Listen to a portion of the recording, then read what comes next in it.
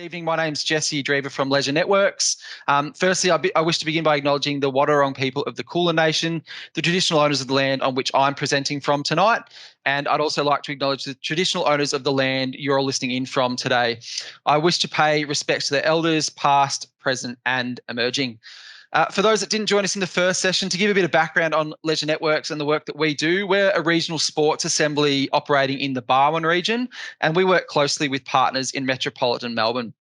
We provide volunteer support, training and development opportunities to local clubs, and we also support work by the community sport and recreation sector to create opportunities for people with a disability as a registered NDIS provider. As I mentioned in the first session, we are really excited to partner with the City of Monash for this club development program and acknowledge the investment made by the City of Monash to upskill the club volunteers and members of the community. In terms of this stream, so the governance stream in particular, we held our first session 2 weeks ago, Governance 101, which is just designed to give a bit more of a background as to what governance of a sporting club looks like and to give you a short checklist to do a bit of a self-assessment as to where your club sits across a few different areas. As discussed in that first session, that checklist wasn't designed in any way to say you're doing a poor job or anything in any particular areas. It was more to help you maybe point out some particular areas that over the next few sessions you can focus in on as we work through some of the content. Tonight's session, Learn to Love Your Constitution. We'll go through the framework of what that will look like shortly. Session number 3 is your club's framework around legalities, where we'll look a little bit more around risk management, as well as policies, bylaws and procedures, subcommittees and working groups, and the structure of your committee. So things around, I guess, your governance documents that you can put in place to really help the overall governance of your sporting club. And then the last session in this particular stream is a tailored governance development session where we will work through as a group some action planning effectively within the governance stream and really look to give you some particular focus areas and action items within governance to help your club moving forward. Within tonight's particular workshop, we're going to really look at understanding the purpose and content of your constitution or your club rules, and within that understanding compliance and your legal obligations as community members and key volunteers within sporting organisations. As we mentioned within the first few sessions as well, if you can please just put your microphones on mute just whilst we're going through some of the content. If you want to put any questions, please feel free to chuck it in the chat function, and there will be plenty of opportunities throughout the session as well to ask any questions of Paul, our presenter, or myself as we work through the content. We want to make it as interactive as possible, so please feel free you can raise your hand, you can put questions in the chat box or in between slides if you want to ask any questions, please feel free to. But without further ado, I'd like to introduce Paul Gray from Harwood Andrews. So Harwood Andrews, a really valued partner of us at Leisure Networks, a legal firm based in Geelong and work also very closely around regional Victoria and have offices within Melbourne and do a lot of work with a range of clients, especially those set up as not-for-profits and as sporting community organisations. So welcome, Paul. Thanks, Jesse, and evening, everyone. Well done to all you crazy people wanting to listen to them about constitutions on a Monday night. As Jesse knows, I can talk about governance generally a lot, and the program, the 4 sort of stage program that Jesse just described is a good one to get a good sense. And I think for those that attended the first session and the next few, you'll see that there's a lot of themes that will arise in all those sessions. Governance is one of these things that very hard to define, but you sort of know it when you see it. And so today we're sort of starting from the beginning, in a sense, from the legal point of view. Our role often is to come in and provide, I guess, the documentation for people to improve their governance, but also, I guess, the experience of having seen lots of different organisations and how they govern themselves. And the first question we always start with is, well, what's in your constitution? And so it's a good place to start this conversation tonight. And happy for questions as we go along. And if you've got anecdotes or examples of experiences that you've got around this space, then let me know. And hopefully it's not too dry. In a sense, the Constitution's probably that dusty document sitting in the bottom drawer, or at least it is for a lot of people we talk to. if you even know where it is. But it is a starting place, and it does start to enliven once you start looking at the detail and having a think about its implications for how your club runs. So this is the overview that we're going to run through tonight. A bit of an explanation about the Constitution or your rules, how your purposes are reflected in your Constitution and how they flow through your organisation. Some of the key concepts. I'm going to talk a little bit about roles. Roles are really important generally in organisations they're in a not-for-profit space, but particularly when we're talking about constitutions and the roles that it creates. How the Constitution can help you run some of your policies, etc. We'll touch a little bit on legal obligations. We're not going to go too deep on that, mainly pointing out where the Constitution fits in the broader scheme of things, and then some practical tips in terms of process for changing constitutions.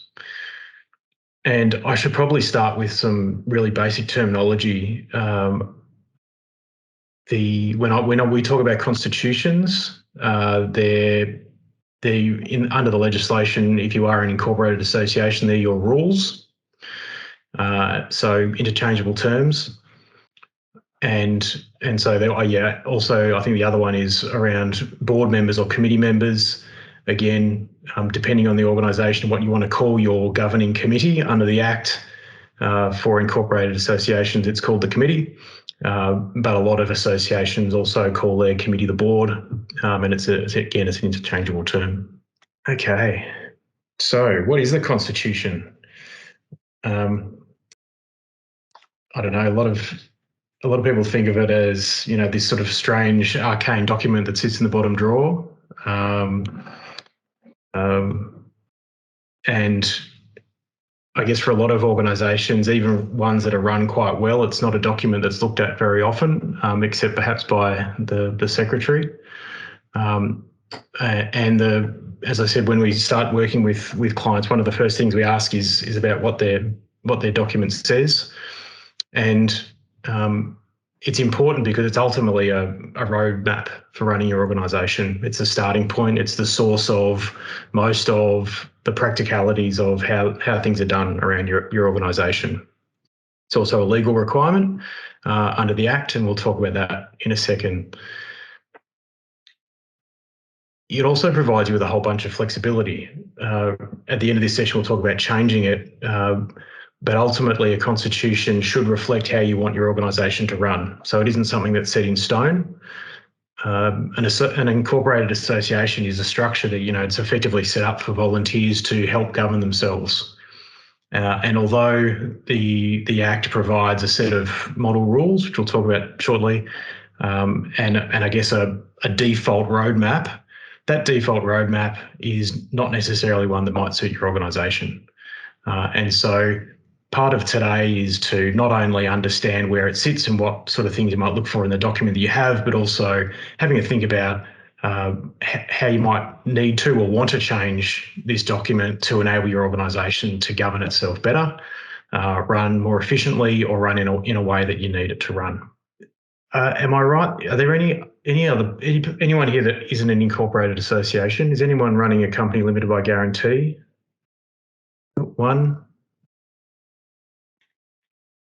Okay, well, I'll have to cover both then. I've focused on the Incorporations Act, but Samantha, I'll run a bit with company limited by guarantee as well. So I'll start with associations. Your constitution or your rules under the Incorporated Association Act is a requirement. Associations, as I said, are generally run. Created really for a bunch of volunteers to run themselves, and therefore the constitution or the rules that apply to incorporated associations always start with the model rules, and the model rules are in the schedule of the Act. And if you decide not to adopt your anything different than that, the model rules will apply. That's always the starting point. I guess a few tips. First of all, if you haven't looked at your constitution or your rules since 2012, then it's likely that they're probably inconsistent with the Act. The Act was updated in 2012, and by default, any changes that are required to flow through automatically do so. So the bit of paper that you're looking at is your constitution. If it hasn't been touched since 2012, probably doesn't reflect what actually applies. We also see a lot of documents coming our way that have model rules on the front, but really aren't the model rules. They've kept the heading at the top, but they have changed the rules over time. So again, getting a sense of where your document sits in the context of the model rules under the Act is an important first step. The other thing the Incorporations Associations Act does, if you don't adopt your model rules, is effectively say, well, you can do what you want, but you must address these matters. And they're not very prescriptive. They simply list the things that your rules must address in some form or another. And so they'll be familiar topics like how your committee is appointed or elected, and the grievance process that will apply if there is a dispute between members, etc. And the last dot point there really is about flexibility. You do have a lot of flexibility within your organisation, ultimately provided you follow provided you address the matters that are required under the Act in your constitution. You can choose to do that how you wish. It gives you a great deal of flexibility. It really is limited by your imagination and your desire to run a governance process, and therefore we do see incorporated associations do some things that probably they're not anticipated to do. But for instance, state sporting associations will have different membership categories with corporate members, and result in quite complex corporate structures or governance structures within a sport. For those with a company limited by guarantee, ignore what I just said for the last 5 minutes. You are a company under the Corporations Act. If you're a public company, therefore there are some requirements in relation to your constitution around auditors and minimum numbers of directors, etc. But again, you have a broad ability to change the constitution as you wish, provided you don't contravene the Corporations Act. Worth pointing out a couple of quite interesting differences here. We do a lot of work with organisations that are looking to, I guess, in their view, I guess, take the next step from a maturity perspective and move and transfer their registration from the Incorporations Reform Act to the Corporations Act. So go from incorporated association to a company limited by guarantee, and some of the differences between liabilities for directors, members' rights, and that sort of thing can be an interesting, I guess, layer of governance that you might want to consider as well. We've just cherry-picked a couple of concepts here, really, and I'd be interested if there are other concepts that people have come across within their constitution that they'd like us to cover, but we've just chosen a few that people might be interested in. And the first one is around, who and what are the committee? The committee is effectively like your board of management. They are elected by the members, and they, I guess, under the Constitution and legally under the Act, have carriage of the management of the organisation. They can delegate that power to employees, but certainly in most smaller sporting organisations, funnily enough, the committee are those that are willing to put their hand up and do some work, and also they not only do they get to make the decisions, they usually get to implement them as well. And I can see a few smiles around. That's probably most sporting organisations. The office bearers are a construct of the Associations and Corporations Act. So for those companies limited by guarantee, unless your constitution says there are office bearers, there doesn't need to be. The Act says that you may have a president, a treasurer, and a vice president, and a secretary. And those people have, I think the secretary really is, and the treasurer really only have minor additional sort of responsibilities, as it were, under the Act. And the interaction here between the Act and your Constitution is an important one, because you can choose to describe in your Constitution what you'd like your president to do and your vice president to do, etc., along with any other offices that you might want to determine.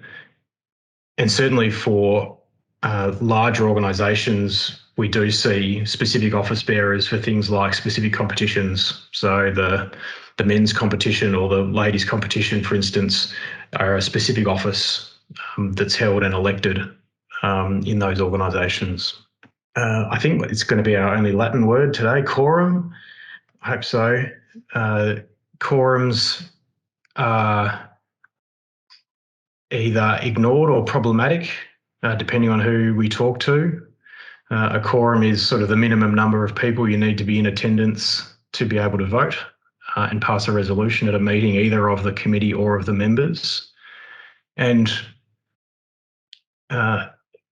it's interesting, COVID has probably brought this one to the fore. How do you get a quorum? I think one of the challenges a lot of our clients have is that they'd love to change their constitution or pass another special resolution, but can't actually get enough people in the room because their constitution says that they need, I don't know, 1/3 of the members, and they've got 1,000 members and they can only get 10 people to turn up.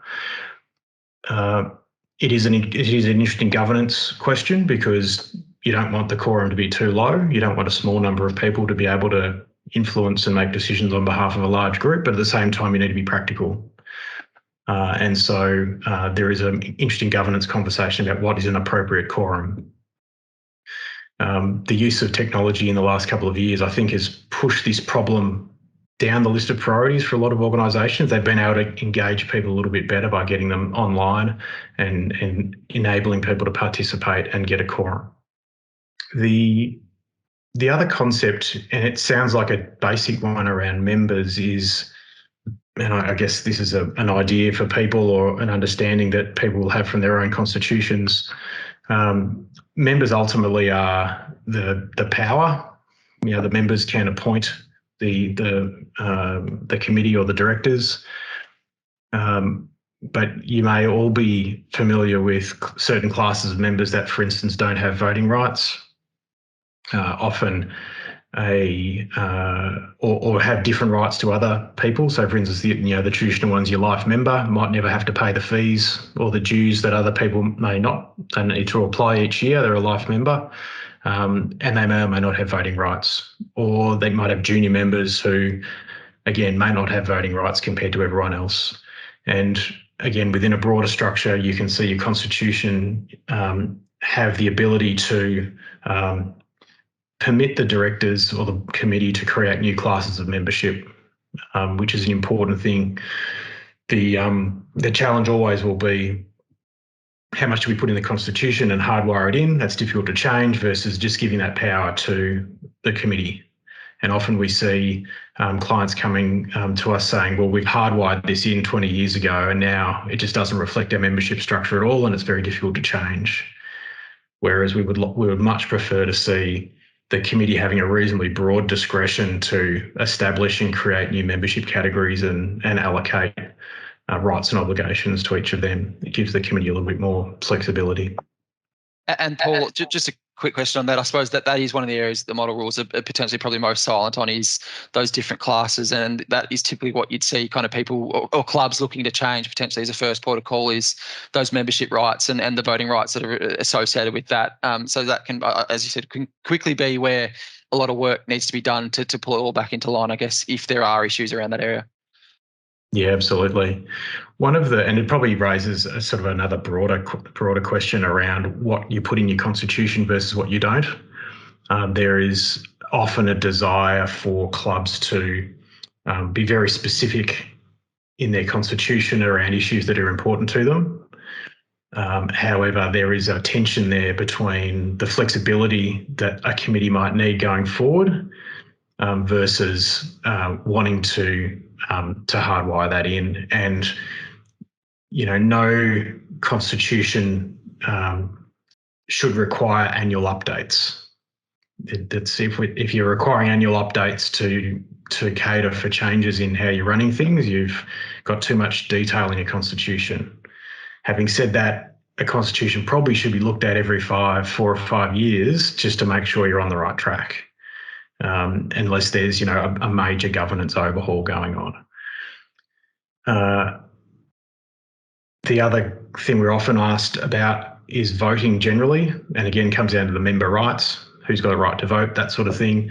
But this gets down to who can appoint a proxy, how do proxies, do they need to be provided to the secretary by a certain date before the start of the meeting, etc. The Constitution is the source of all this detail, and depending on whether you are based on the model rules or an amended version thereof, to the extent that there are issues around voting, telling of voting at an AGM or any other meeting, the Constitution should be the Bible, as it were, in terms of how that's done. And the other, I guess, concept that I just wanted to touch on was around the different types of resolutions and clarify around that. As a general rule, a resolution is passed if more than 50% of those in attendance and eligible to vote say yes to that resolution. However, there are different types of resolutions, the most other common one being a special resolution that will be required for anything that's specified as a special resolution in your constitution. And there are certain decisions that can only be made by a special resolution, which will be 75% or more of those in attendance and eligible to vote, specified under the Act. So they will be things like changing your constitution, applying for deregistration, winding up and that sort of thing. Are there any, just before we move on to the next step, are there any questions or comments generally around any of the information so far, or potentially even learnings that you might have faced in terms of changing your constitution or how that's worked? You've got to be careful with dates when you change your constitution. I learned that the hard way. Are you happy to explain a little bit more, yeah? We accidentally changed the end of a financial year. The unintended consequences.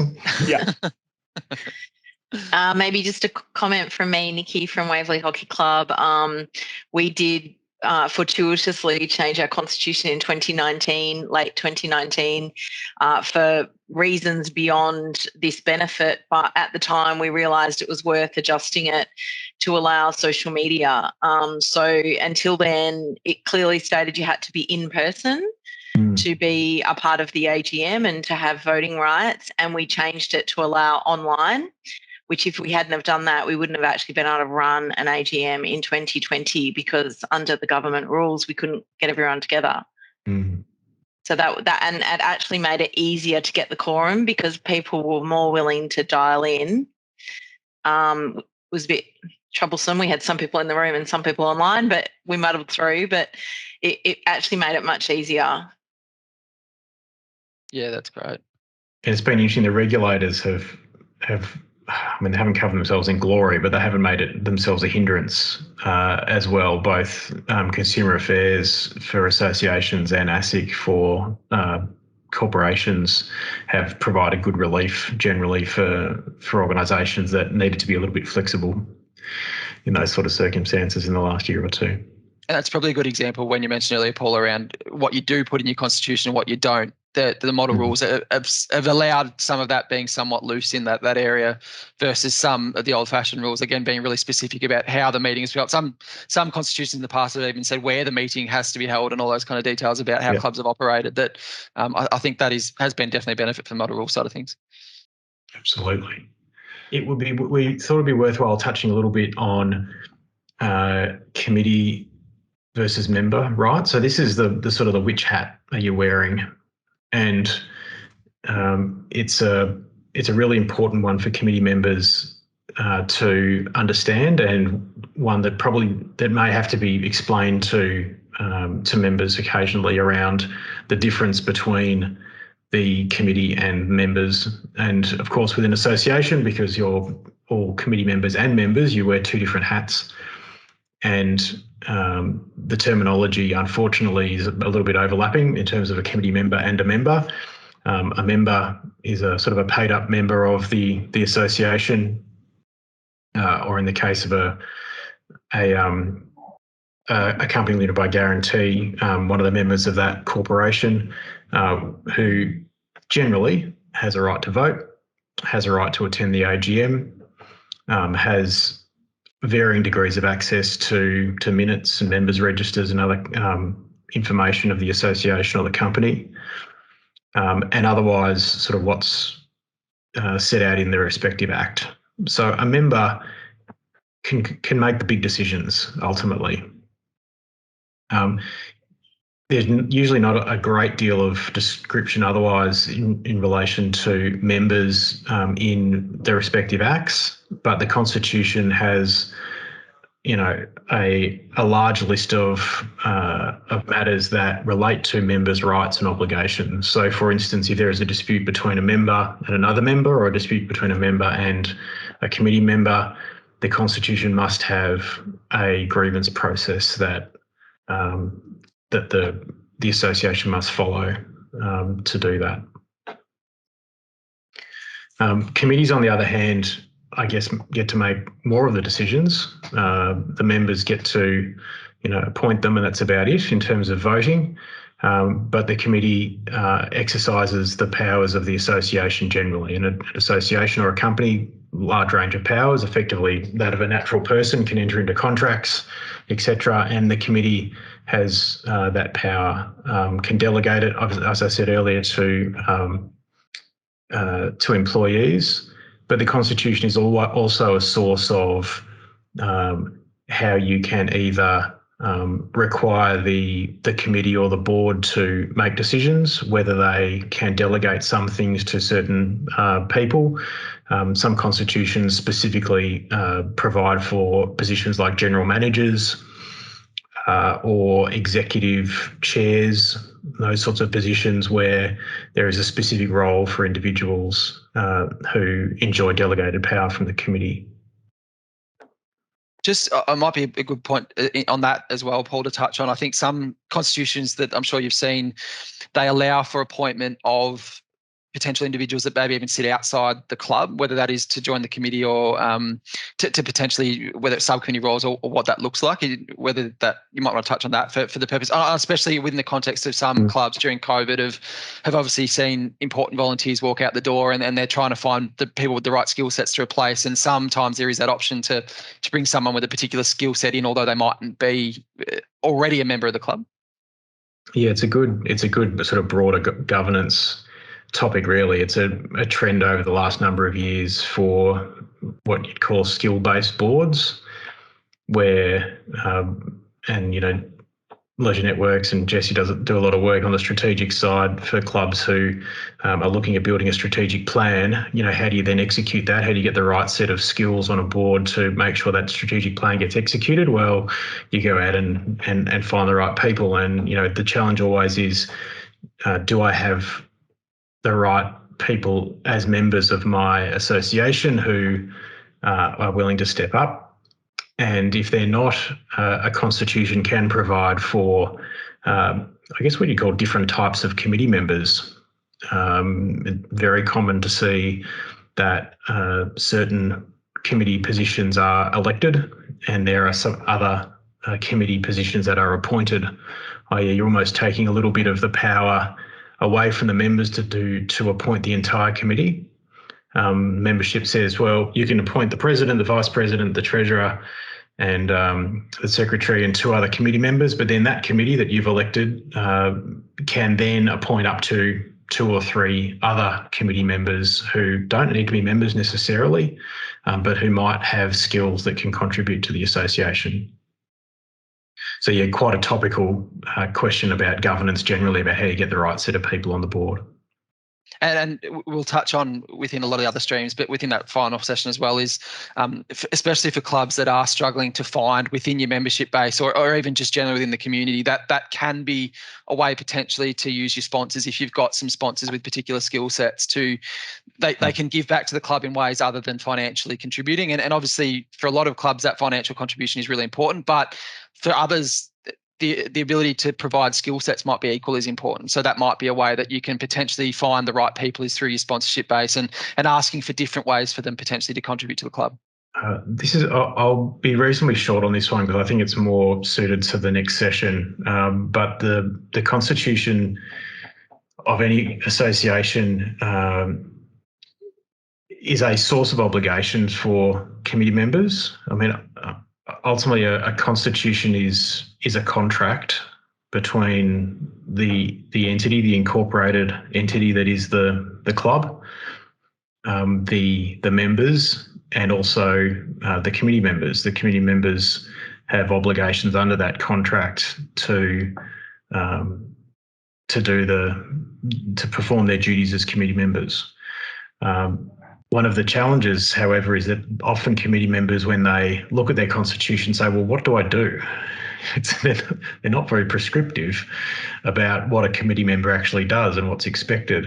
And unfortunately for a committee member, the source of legal obligations and expectations around practice really sit elsewhere. So the expectations around practice come from, experience and good induction and that sort of thing. The legal obligations generally aren't set out necessarily in a constitution, although there are a number of constitutions that we see that do set out the expectations specifically of the committee members. These are primarily in the Act, however, and go to things like the duty to act in good faith and for proper purposes. So, when you make decisions, they must be for the benefit of the organisation. There's a duty to act with reasonable care, skill and diligence. So, the obligation to sort of take your role seriously and give sufficient time, thought and energy to the tasks that you have in front of you. There's a duty not to dishonestly use position or information, given that potentially a committee member or board member will have access to confidential and important information. And there's a duty to avoid conflicts of interest. And we see a mix of this. Some constitutions do have specific conflict of interest provisions. Similar to the membership piece, though, we counsel people to provide for the board to have in place a conflict of interest policy, but sit the detail out in a separate policy that can be reviewed a little bit more regularly than your constitution. Look, the other, again, we'll touch on very briefly around personal liability of board or committee members. Typically board members not personally liable or legally responsible for the debts or consequences arising from, the organisation's actions. But there are some circumstances when committee members are, breaches of those duties might be one of them. And for organisations that employ people who need to pay tax or superannuation and that sort of thing, there may be circumstances quite narrow where committee members or board members can find themselves personally liable.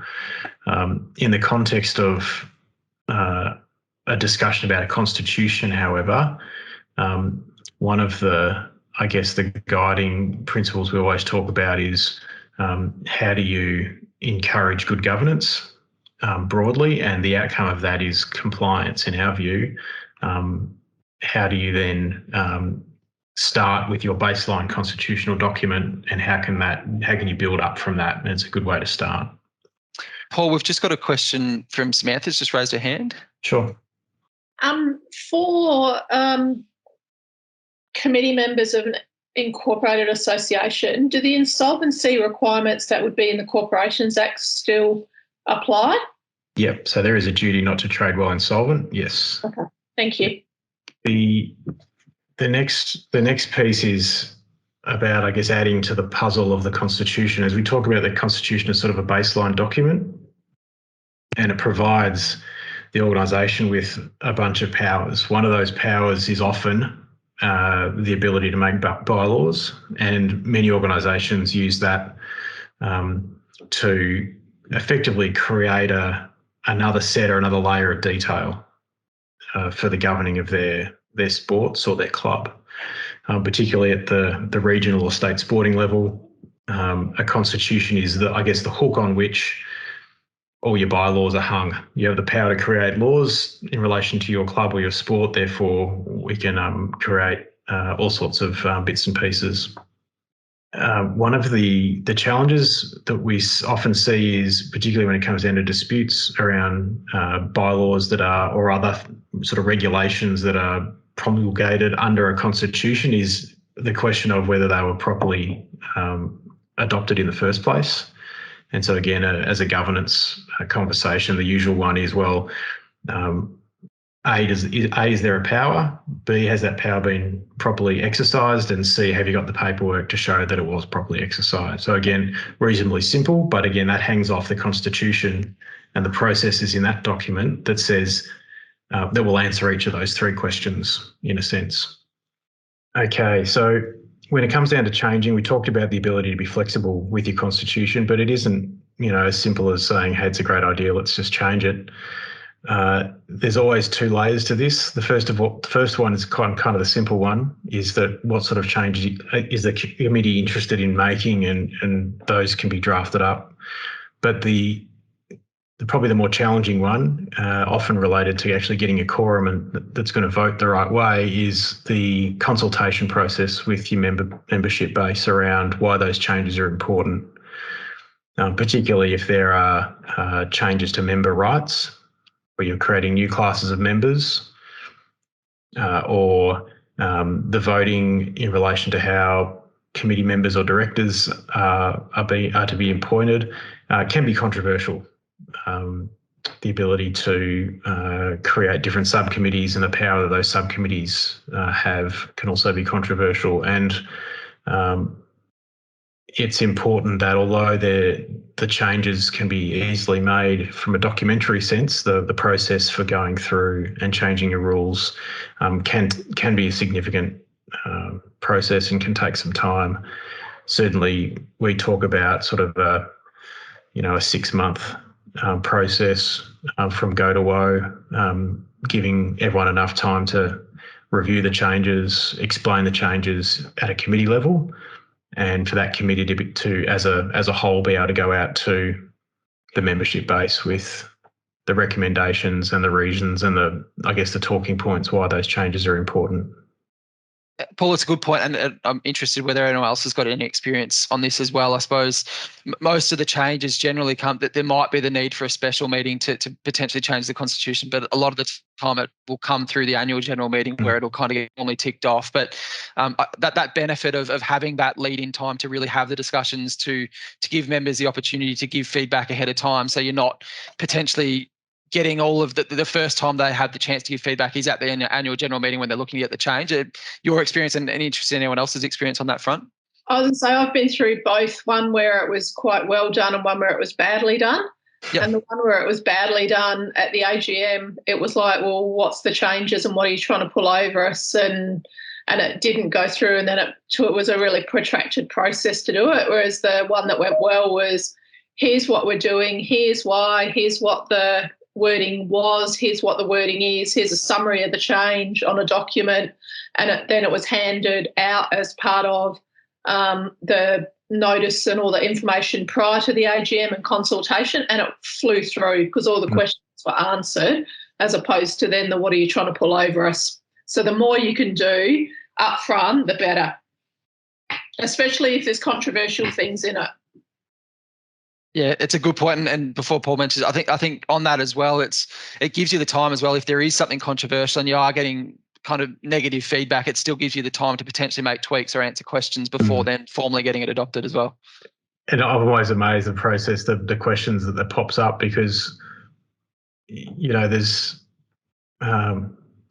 I think sometimes committees can I don't know whether lose sight of what the membership want, but maybe not appreciate some of the things that might be very important to their members. And it's the funniest things, that statements or processes within a constitution that particularly members that have been around a long while have either relied on or appreciate or value highly that perhaps others don't. And I think I'm sure you would have seen those long-held potential member classes are always ones that you're going to have some issues, whether they're life members or past player kind of categories, those kind of areas that can be really contentious and cause issues. So I'm sure you've probably seen that as well, Paul. Yeah, absolutely. There is a constitution is, describes how a group of people are governed, but that's usually not the problem. It's the group of people. It's the people factor that's always the challenging part in all these things. We've got down there, I guess, some of the formalities around notification, recently standard, notification as required under the Act or the Constitution, whichever is longer, and there'll be a special resolution required at a meeting with a quorum to make sure it happens. There'll be notification to Consumer Affairs thereafter, and the regular review comment is one which I don't really counsel people doing a constitution review by itself. It's a great thing to have sort of as a thing to do, but I don't know about you, but most people I know don't. I know I'd have to do it for a living, but don't enjoy sitting down and running through the Constitution as a regular thing every couple of years. Much better to tie it together with the strategic review or the offsite that talks about how the organisation is going to run, or call it governance. Constitution is sort of what pops out at the end, in the sense is, well, what's going well with our governance? How's our committee working? Are we getting the right people on our board? Are our members engaged? I think they're the sort of questions that might prompt a review of your constitution to say, well, this is sort of the baseline of our governance and how we run ourselves. Do we need to change something here or improve this to give us, I guess, an impetus to do things a little bit differently or a little bit better? Have people ever found, I guess, themselves hampered by their constitution? Are they wanting to do things and looked at the document and went, oh, I can't, or wish they could do things that the document has prevented them from doing?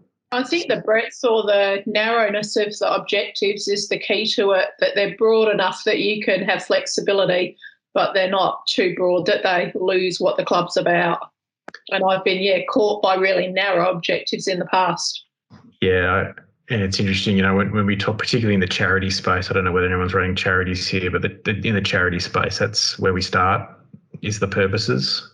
So often with sporting clubs, the purposes are kind of there. You're there to run a game in a certain geographical region. But for those organisations or clubs that are doing other things, absolutely. I think that, first of all, there's the danger of sort of what we call the operational drift, i.e. we started off with this purpose, but 10 years later we're actually doing something else and potentially working outside the powers of the organisation. But certainly it's a really good place to start. And even for sporting clubs, I think that we operate so differently these days. Even we've had some good conversations with some of the governance workshops for clubs around the changing nature of membership, and what used to be an association where people came to be part of something bigger, to be a club, to commit their time and effort as a volunteer, has changed somewhat in a lot of sports, where a club is now much more almost a service provider. My kid does hockey and basketball and tennis, and I pay a membership fee so they can do basketball, hockey and tennis. I'm not down at the club or the clubhouse, if there even is a clubhouse anymore, being part of that community in a broader sense necessarily. And so what does that mean for clubs and how we define members and what our expectations of our members are. I think are really kind of fundamental ones for incorporated associations and other sort of not-for-profit organisations over the coming years. Paul, just a question on the review process side of things. I guess how often would you, or to what level would you advocate or recommend clubs can kind of do within their own capacities versus when it might be beneficial to have someone potentially external, whether it is a legal firm or whether it is someone else, have a look over potentially the process? What would you typically potentially see as the tipping point? There's an annual. I think committees should have the annual check-in on purposes and I guess general governance. So are we still working within our purposes, and do we have any governance issues? I think that's the main one, and that should be an annual thing anyway for done internally. Look, I think in terms of getting external assistance, look, I think clubs can tick along if everything's going well. That's fine. I think if you're doing it as part of a broader sort of strategic review, absolutely. And there's things that flow out of that. It's often helpful for someone with an experienced eye to have a look at what you want to do strategically, and from a governance point of view, and say, well, actually, does your constitution match that? That's probably a worthwhile exercise. Because a lot of what we do is not so much about translating what people want to do into words. It's saying, okay, we see what you want to do. Here are 5 ways that we've seen that done before. Which one suits you guys the best? And so we're less about we help to solve the problem in a sense to make sure the words fit. But you'd hope that no one needs to do that more than every 4 or 5 years. And it's a good point, and especially when we're looking at some takeaways in terms of those governance actions that clubs can really implement. I'm sure a lot of the time, Paul, you'd see clubs kind of come to you after the fact. So they've experienced issues, they've realised potentially the Constitution has caused some of those issues, and then trying to fix it on the fly. So I think it's a really good point in terms of actually taking stock when things are within your general operations, taking stock of where it all sits and making sure that you have got that framework in place, that if things do go wrong, that you've actually got the governance framework that can actually manage that situation effectively, I think. Yeah. And look, most of the general requests we get are, no one's looked at it for 10 years. Can you have a look? And you sort of go, well, sure I can. And, lots of stuff change in 10 years, and you sort of pull out the usual ones around, electronic execution of documents and reporting and notices, and removing all those silly gender references, so there's not chairmen everywhere, there are chair people. A bunch of that sort of stuff, which is pretty low-hanging fruit, but again makes it a modern document that reflects the association. And then there's the as you said, that conversation about, well, but what's going on? Who's on your committee? Are they the same people? Do they rotate? I mean, one of the really interesting things that we talk to clubs about, the model rules provide for committee members to be re-elected every year. And many clubs just do that by default because that's what the model rules say, and that's what happens. But when we have a conversation with them about, well, how do you provide some strategy around the people you want on your board to make them commit for a couple of years?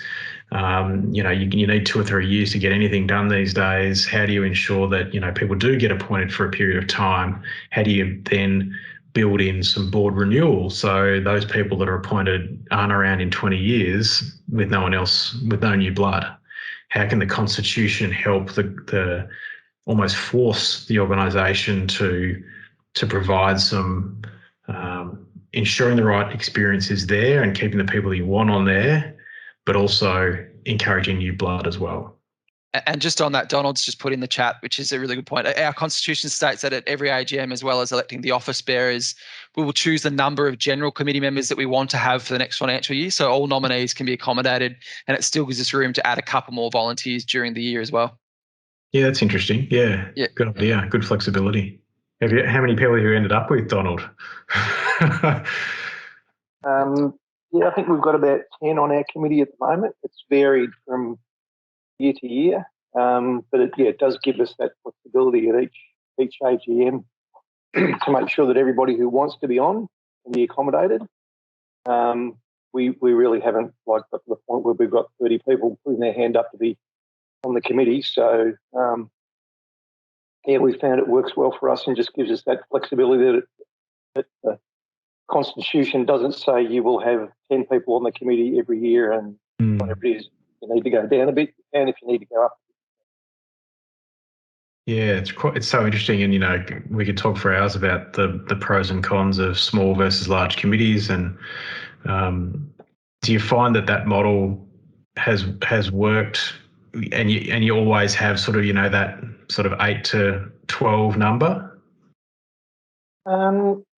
Yeah, I think so, and it's also by having a couple of extra spots vacant. By having accommodated everybody and having a couple of extra spots vacant, it has allowed us to bring people onto the committee during the year immediately when they express an interest to do so. And we can say, hey, anybody can turn up to our committee meetings. You don't have to be on the committee just to attend. But then if people who do attend say, hey, I want to be a part of this, they can get stuck in straight away. And just a question on that, Donald, as well. Do you have within, I guess, when you agree on what the number of roles are going to be, do you have any agreement around what kind of roles you're looking to fill, or you make it very general so you have that flexibility as well? It's very general. That's probably one really challenging area where I think we'd really like to be able to start defining a lot more of the smaller roles. But they're less important, but just so as we can start breaking things up into little chunks so as people aren't frightened of coming on the committee that think they're going to be lumbered with heaps and heaps of work, or it may just be things that they can do and not even be on the committee, but it takes a bit of pressure off the people that are on there. Yeah, that's fantastic. And look, that's what we're going to touch on, I suppose, as part of next session, as well as around the use of subcommittees. And especially when we spoke about it as the part of the first session in terms of those job descriptions or position descriptions, that we've definitely seen that within sport, that can be the difference between someone willing to put their hand up or not, is if they know what they're going to step up into and they haven't got this complete kind of blank page as to what their responsibilities might be, that ability to just really refine what the role might look like can be the difference between someone putting their hand up and not. So there are different ways to approach it, I guess. All right. Well, it's kind of probably getting to the end here with all my question marks. Paul, we just got Brian put his hand up. Yep. Yeah. Paul, in our constitution, we have a section titled regulations. Is that another name for bylaws? Often, yes. Yeah. Yep. Okay. Yeah, that's fine. Yeah. It says the board may make regulations and alter, amend, or rescind the same as occasions may require and enforce penalties. So I'm assuming that is like having bylaws. It's a beautiful power for any committee to have. Just make up the rules and go for it. Yes. Just another point too. We have with proxies, we don't allow proxies at all unless determined by the board. So that's just a good sort of backup plan. And the phrase time to time, from time to time, is used a bit in our constitution as well. Gives the board a few powers. Yeah. Okay. Well, yeah. So basically, meaning the committee can make that when it chooses. Yeah. Yeah. But the proxy one I found interesting because you could have an AGM and all of a sudden all these proxies flow in from out, like past players or whatever that you're not expecting and really affect decisions. So those things have to be anticipated if you don't have a provision. We took the approach that it's better to say no than change it to a yes rather than say yes and have no control over it. I've noted Samantha's got a question, but just before, and Paul might have a comment on that as well. I think proxies can be difficult in their own sense, because that's where the real politics of things can get into it, where I suppose clubs and potential committee members looking to get a particular decision over the line, if they know that they can use proxy votes and they can potentially hunt the certain votes to get the numbers over the line, it can be somewhat dangerous in some instances. Paul, I suppose, any experience on that?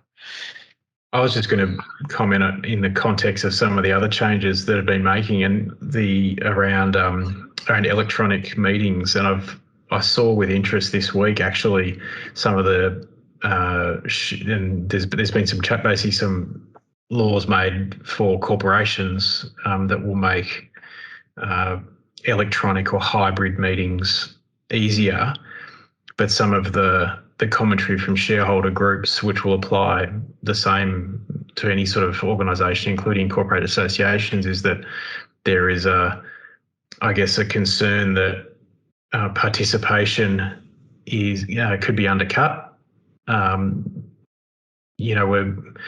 It's an interesting conversation about proxies, given ultimately associations are meant to be run by their members, and if members want to vote in a certain way, then that's we need to honour that. Versus, I guess, committees seeking to control what would otherwise be maybe political or nefarious sort of plays and decisions being made is really hard to balance out, because and look, as I said, it all comes down to how your constitution is run. But I did see that as an interesting sort of commentary, sort of in the same context as proxies. On its face, proxies allow everyone to participate, but proxy farming is a thing. So, yeah. Samantha, I think you had a question. Yeah, my question is, if you wanted to have an external perspective around like a governance review, how would you arrange that? And does the Leisure Networks or Paul, do you do that or? Yep. So it depends on the lens you're looking to cast over it. Leisure Networks does a whole bunch of sort of governance, consulting work as well. So yep, they can certainly help. And look, we do the same thing. People throw constitutions at us all the time and say, "What do you reckon?"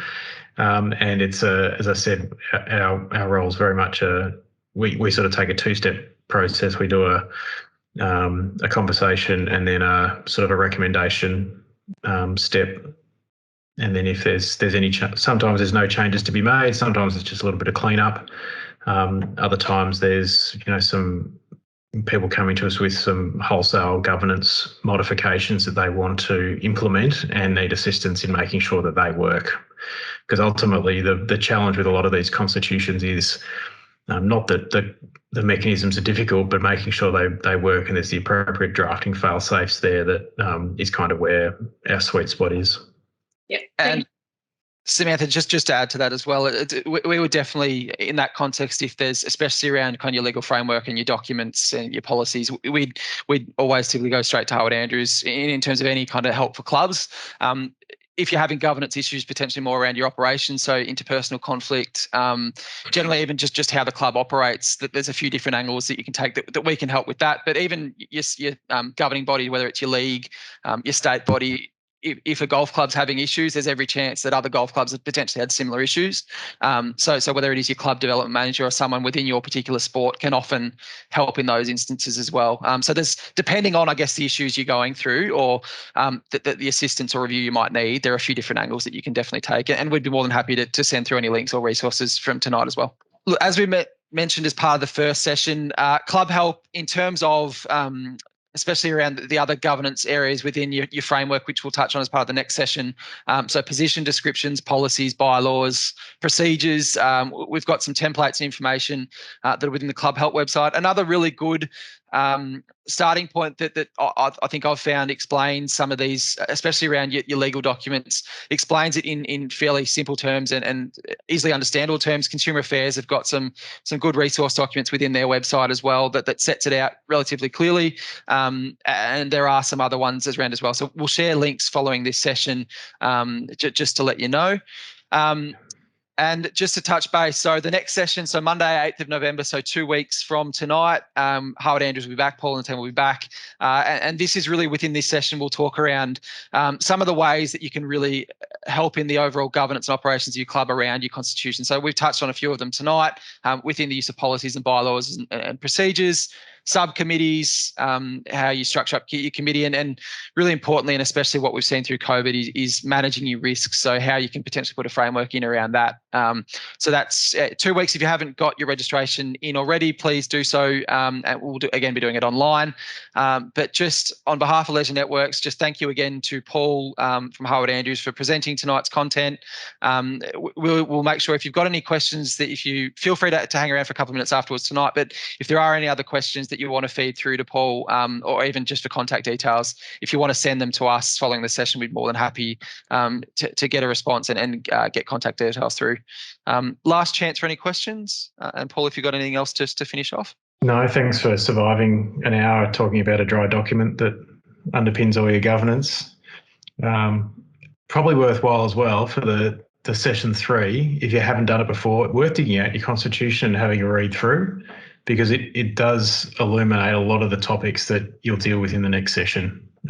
Because we can talk about, for instance, risk management or policies or subcommittees, but the actual power to do that's all got to be in your constitution if you had to be able to do it in the first place. And you can be inadvertently restricted or have a wonderful wide power depending on which document you're looking at. So there's the homework for a fortnight's time.